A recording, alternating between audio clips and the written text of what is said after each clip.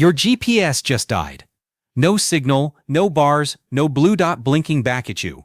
You're 3 miles into a hike you didn't plan on finishing this way. The trail forked twice in the last 20 minutes, and you genuinely cannot remember which direction you came from. Here's the part nobody tells you. In that exact moment, most people don't panic because they're lost. They panic because they never learned what to do next. And that gap right there between confusion and clarity is exactly what almost killed a 15-year-old backpacker in Colorado's Sangre de Cristo Range earlier this summer. He was following his phone's mapping app through the mountains, trusted it completely, and it walked him straight into a route built for winter mountaineers with ice axes and crampons. He ended up sliding 200 feet down a snowfield before rescuers could reach him. He survived. Plenty of people in his position haven't. So today I'm going to hand you 7 navigation skills that have nothing to do with apps, satellites, or signal bars. These are the same techniques search and rescue teams wish every hiker knew before stepping onto a trail. The kind of knowledge that turns a life-threatening situation into a mildly annoying detour. We're going from the most basic skill you can learn in the next 5 minutes, all the way up to a method so precise that sailors used it to cross entire oceans with nothing but a stick in the sun. Stick around for skill number 4, because that one alone has saved more lost hikers than almost anything else on this list, and most people have never even heard of it. And stick around to the very end too, because I'm going to walk you through exactly how these skills stack together in a real emergency, step by step, the way an actual search and rescue volunteer would think through it. Let's get into it.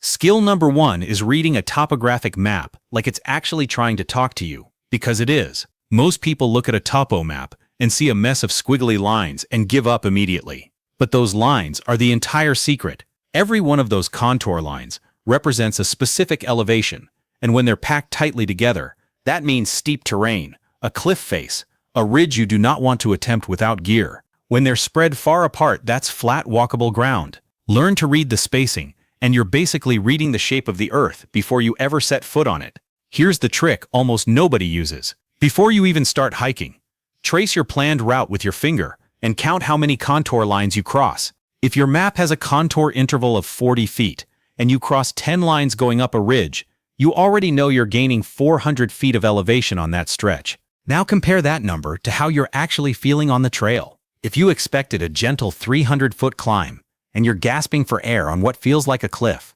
that's your first warning sign that you've drifted off your intended route entirely. There's a second layer to reading a topo map that most beginners skip entirely, and it's learning to recognize the shapes those contour lines make, not just their spacing. A series of contour lines that form a rough V pointing uphill usually means you're looking at a valley or a drainage, a place where water runs, which also tends to mean muddy, uneven footing. The same V shape pointing downhill usually indicates a ridge or spur, which tends to be drier and easier walking, but often narrower with steeper drop-offs on either side. Closed loops of contour lines, like a bullseye, mark a peak or a depression, and you can tell which is which by checking for small tick marks pointing inward, which indicate a depression rather than a summit. Once you can glance at a map and mentally picture the actual three-dimensional terrain it represents, you've essentially given yourself a preview of the hike before you've walked a single step of it. A paper map doesn't need batteries, doesn't lose signal in a canyon, and doesn't glitch out the second you're surrounded by dense tree cover. Which, by the way, is one of the most common reasons phone GPS units fail in the backcountry. Thick canopy and deep gullies block satellite signal more often than people realize, and search and rescue teams see this exact scenario constantly. Hikers with a working app that simply cannot get a fix because the terrain is swallowing the signal. Skill number 2 is the compass and map combo.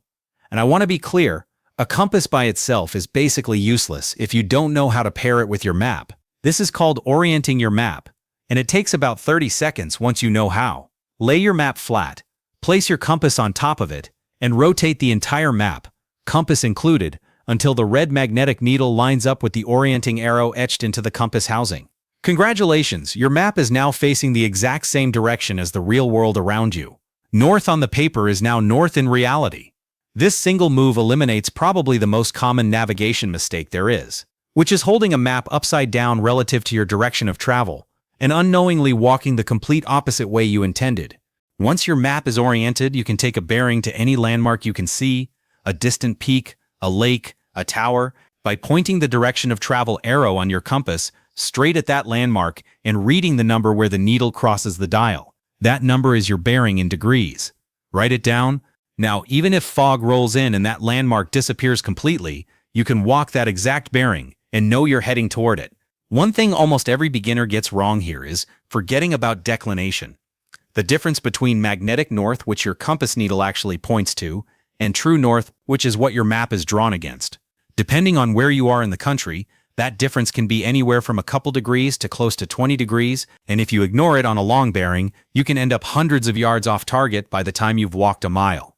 Most topo maps print the local declination right in the margin, and most compasses let you dial that adjustment in once, so you never have to do the math in your head while you're stressed and tired on the trail. This is precisely the kind of skill that would have prevented dozens of search and rescue calls this year alone, including a recent case where a 74-year-old hiker in Colorado left the trail to avoid a snowfield, lost the path entirely, and ended up 30 miles from where he meant to finish, forced to climb an entire separate peak just to find enough cell signal to call for help. A basic bearing back to his trailhead could have solved that in minutes instead of hours.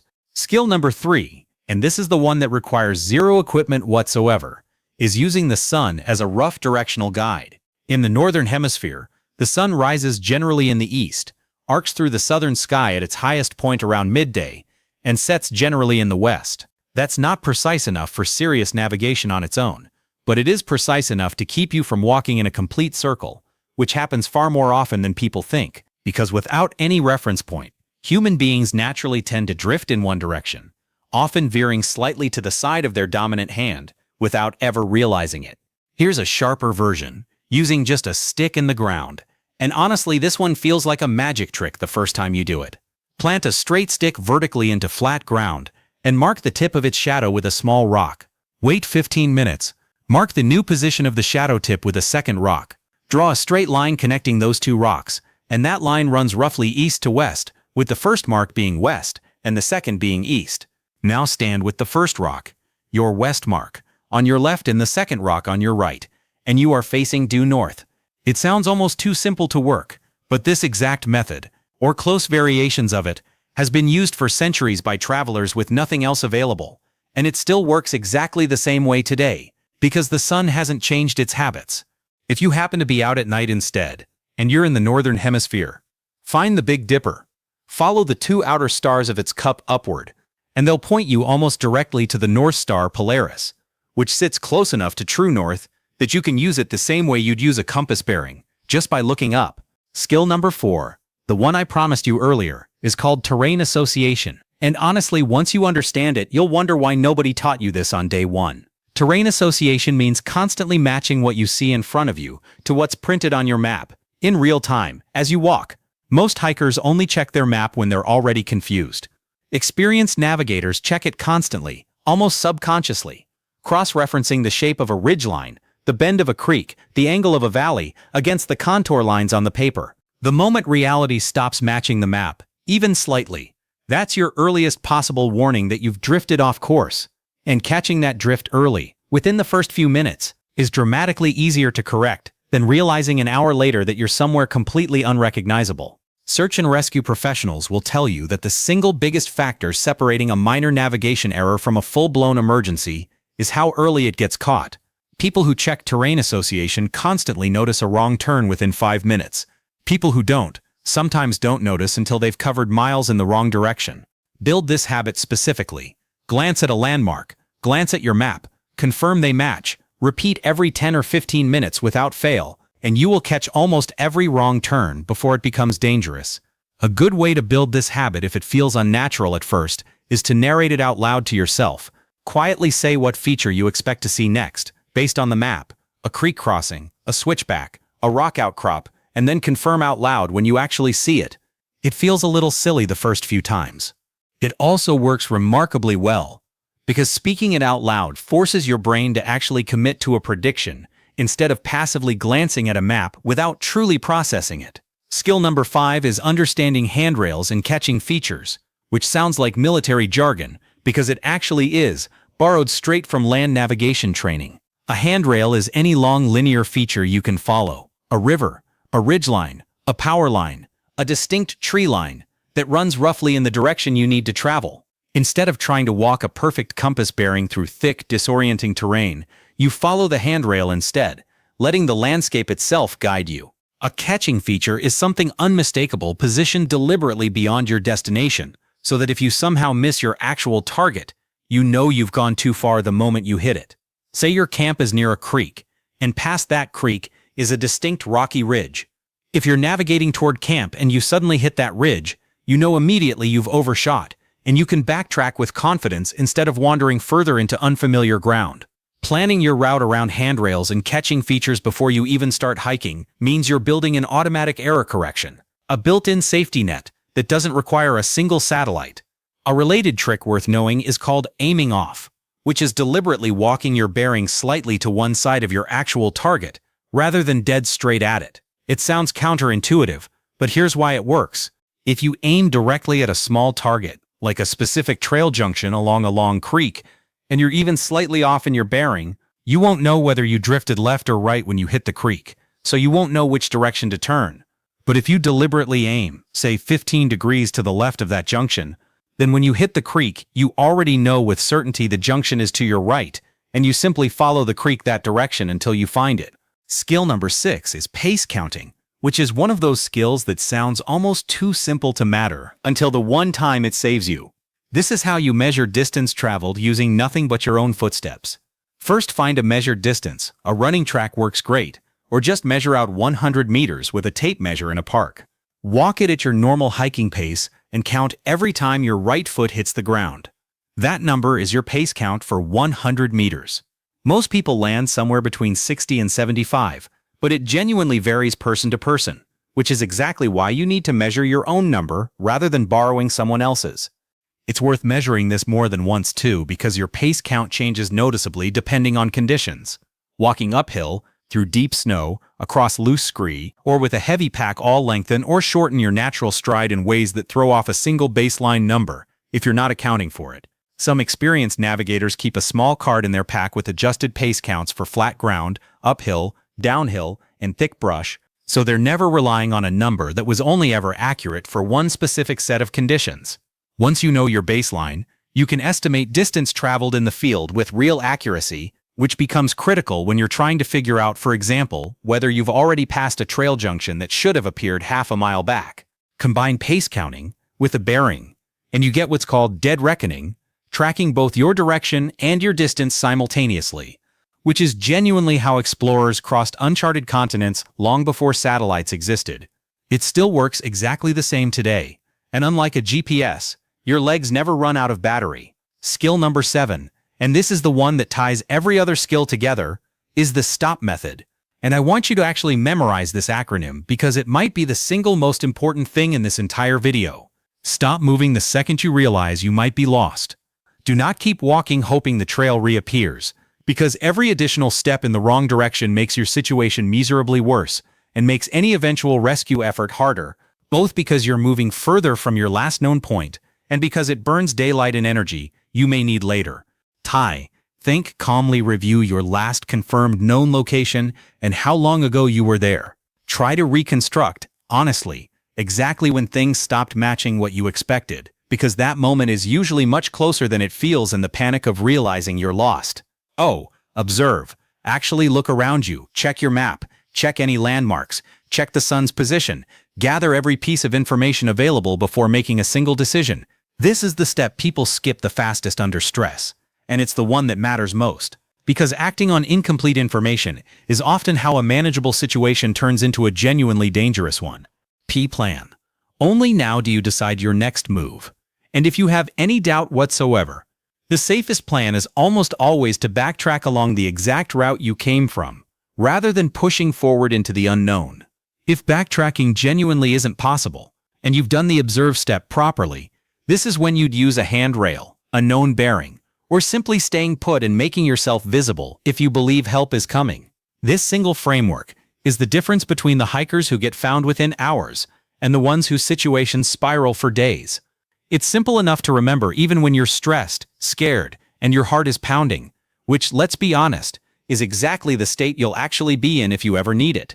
Now let's actually walk through how all 7 of these fit together, because on their own they're useful, but stacked correctly they become something much stronger.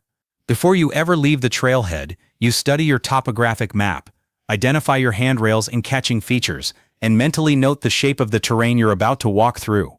Once you're moving, you're constantly doing terrain association, quietly confirming the landscape matches what you expected, while your pace count runs in the background, giving you a rough sense of distance covered. If something ever stops matching, that's your trigger to immediately shift into the stop method, stopping, thinking back to your last confirmed point, observing everything around you, including the sun's position or a compass bearing to a visible landmark, and only then planning your next move, usually backtracking along your known handrail back towards safety.